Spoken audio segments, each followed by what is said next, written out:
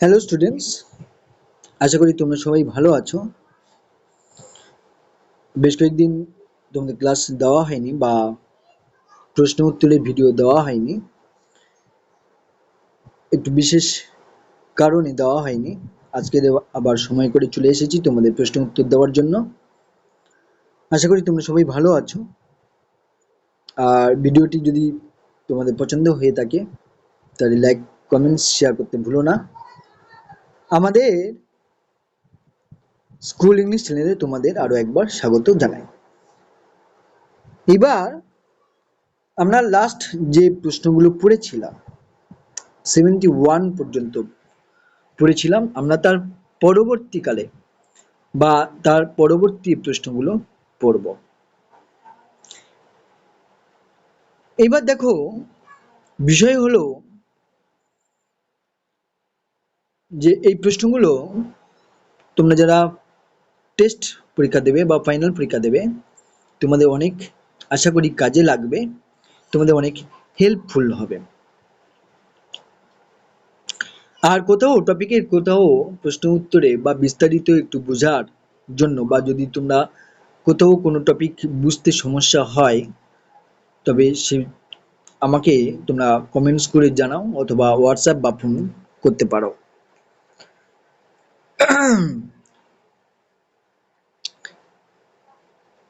বিস্তারিত টপিক বিশ্লেষণ তাহলে তোমাদের করলে পরে তোমরা বিষয়বস্তুটা বুঝতে পারবে। তবে সবাইকে বলবো যে তোমাদের যে স্কুলের টেক্সট বইটা আছে সেই টেক্সট বইটা আগে খুঁটিয়ে পড়তে হবে, পড়লে পরে তোমরা তখন বিষয়বস্তুটা বা প্রশ্ন উত্তরটা কিছুটা হলেও বুঝতে পারবে। এবং যদি কোথাও বুঝতে না পারো আর কি, তাহলে সেক্ষেত্রে কমেন্টস করতে তোমরা ভুলো না। আর তোমাদের বন্ধু মহলে এটা শেয়ার করে দাও যাতে তাদেরও সুবিধা হয়।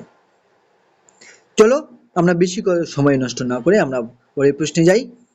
আমরা 72 থেকে পড়বো, কারণ 71 পর্যন্ত আমরা পড়েছিলাম। 72 থেকে আজকে পড়বো। বন্দে মাতরম গানটি ইংরেজি অনুবাদ করেন কে ও কবে? রবীন্দ্রনাথ ঠাকুর 1909 সালে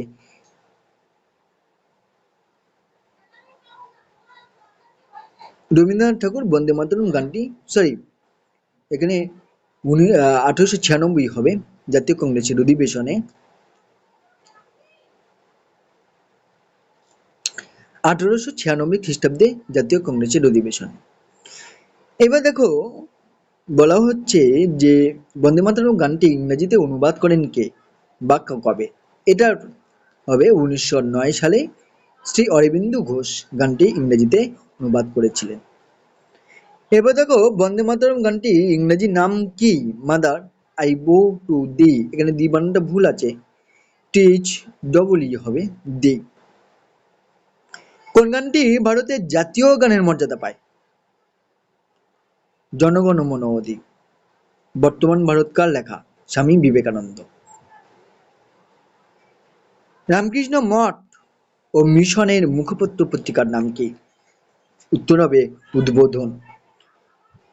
স্বামী বিবেকানন্দের লেখা কয়েকটি বইয়ের নাম লেখো।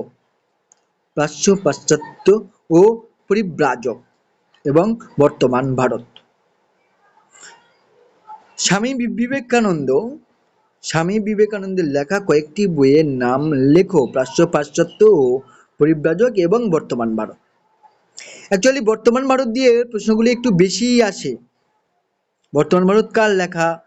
স্বামী বিবেকানন্দের একটি উল্লেখযোগ্য বইয়ের নাম কি? বিভিন্ন বিষয় নিয়ে। এবার জন্ম হইতে, দেখো পরের প্রশ্ন বলছি যে জন্ম হইতে মায়ের জন্য বলি প্রদত্ত কে বলেছেন? স্বামী বিবেকানন্দ। এবার সিটিজেন রিপোর্ট কবে পাস হয়? 1918 সালে। বিবেকানন্দই আমাদের জাতীয় জীবনের গঠন বার্তা, একথা কে বলেছেন? বিবেকানন্দ সম্পর্কে ঋষি অরবিন্দু ঘোষ বলেছেন। দেখো, পরবর্তী প্রশ্ন অর্থাৎ 81 নম্বর প্রশ্ন, কোন ঐতিহাসিকের মতে বিবেকানন্দ জাতীয় ভারতীয় জাতীয়তাবাদের জনক? ঐতিহাসিক আর জি প্রধান। জাতীয়তাবাদ ও স্বদেশ প্রেমের একটি উপন্যাসের নাম কি? গোরা। গোরা উপন্যাসটি কোন পত্রিকায় প্রকাশ পায়? 1907 থেকে 1909 সাল পর্যন্ত প্রবাসী পত্রিকায়। গোরা উপন্যাসটি বই আকারে প্রকাশ পায় কবে? 1909 সালে। গোরা উপন্যাসের প্রধান চরিত্র কোনটি? গৌরমোহন, বা সংক্ষেপে আমরা গোরা বলি। এবার দেখো, ভারত মাতা কে কবে অঙ্কন করেন বা আঁকেন? 1905 সালে অবনীন্দ্রনাথ ঠাকুর। এবার দেখো, Indian society of oriental art কে কবে প্রতিষ্ঠা করেন? 1907 খ্রিস্টাব্দে অবনীন্দ্রনাথ ঠাকুর ও গগনেন্দ্রনাথ ঠাকুর। এবার দেখো, তারপরের প্রশ্ন 88, গগনেন্দ্রনাথ ঠাকুরের কয়েকটি ব্যঙ্গচিত্রের নাম করো। এটা খলব্রাহ্মণ, প্রচন্ড খলব্রাহ্মণ, প্রচন্ড যমতা। দেখো, যে প্রশ্নটা বলছিলাম, গগনেন্দ্রনাথ ঠাকুরের কয়েকটি ব্যঙ্গচিত্রের নাম করো, যেমন হচ্ছে খলব্রাহ্মণ, প্রচন্ড মমতা প্রভৃতি। এবার দেখো, ব্যারাকপুরে বা ব্যারাকপুর সেনা ছাউনিতে কবে বিদ্রোহ ঘটে? 1897 সালে 29শে মার্চ। এখন তোমাদের বিষয়টা আলোচনা করা যেতেই পারে যে গগনেন্দ্রনাথ ঠাকুর সে সময় ব্যঙ্গচিত্র অঙ্কন করতেন কেন?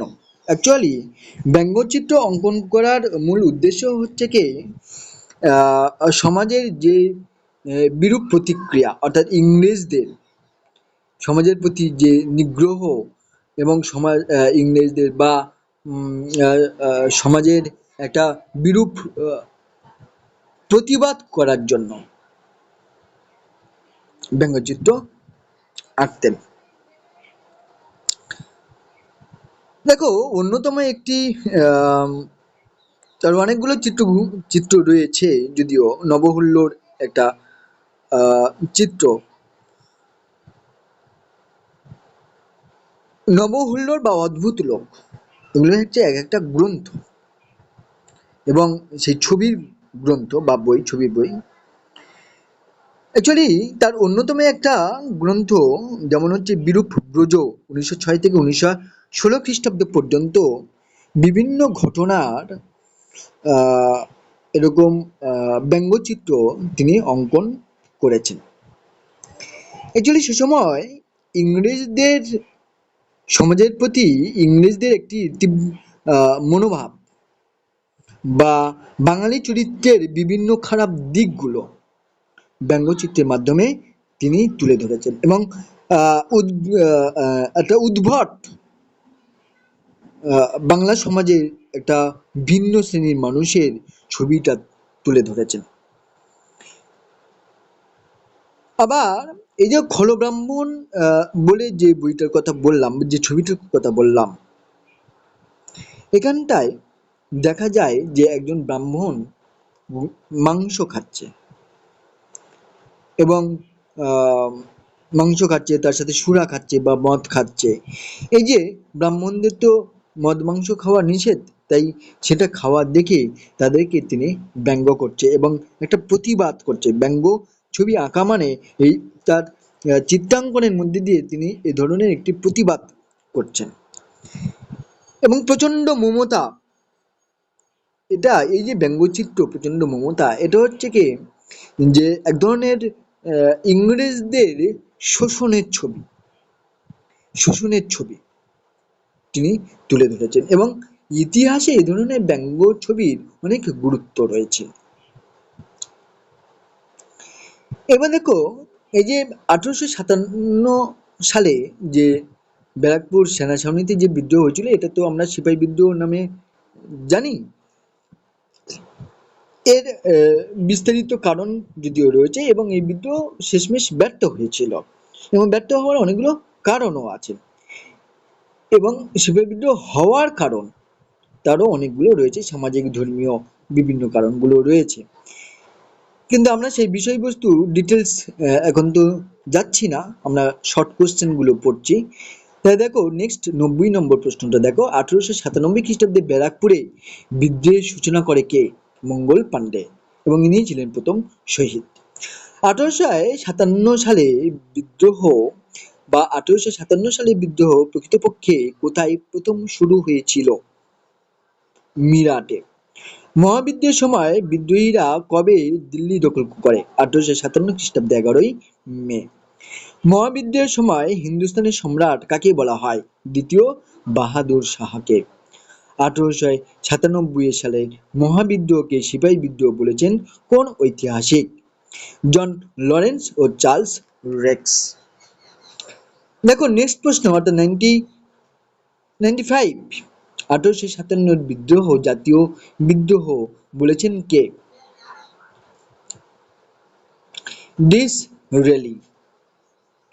আসামে সিপাহী বিদ্রোহী নেতা নাম কি? মনিরাম দেওয়ান। মনিরাম দেওয়ান। এবার the sepoy mutiny and the revolt of 1857 বইটি কার লেখা? ডক্টর রমেশ চন্দ্র মজুমদারের লেখা। কোন কোন ঐতিহাসিক 1857 খ্রিস্টাব্দের ঘটনাকে সামন্ততান্ত্রিক বলেছেন? রমেশচন্দ্র মজুমদার,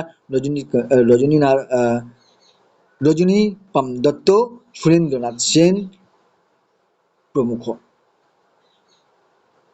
দেখো আজকের প্রশ্ন উত্তরের পর্ব এখানেই শেষ।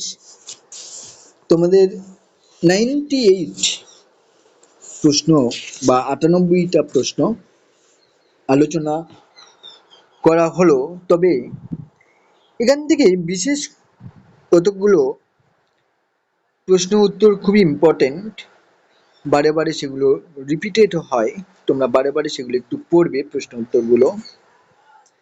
এবং তোমাদের একটা কথা বলে রাখি যে কখন কোন ঘটনা কোন সময় ঘটেছে সেগুলো সিরিয়াল ভাবে যদি তোমরা প্র্যাকটিস করো এবং লিখে মুখস্থ করো তাহলে কিন্তু তোমাদের একটু মনে থাকবে।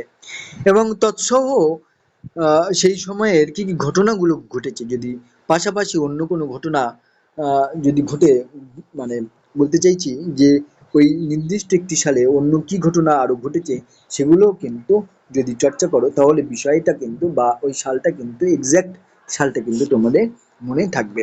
এবং সিরিয়াল ভাবে যদি সালগুলো মুখস্থ রাখো তাহলে তোমরা মুখস্থ করতে পারবে এবং তোমাদের মুখস্থ থাকবে।